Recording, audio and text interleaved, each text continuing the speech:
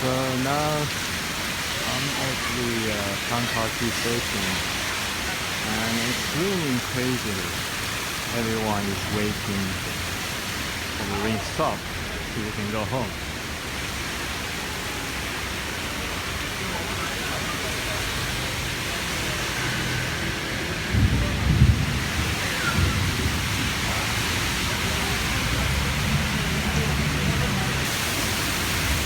This is mad. That's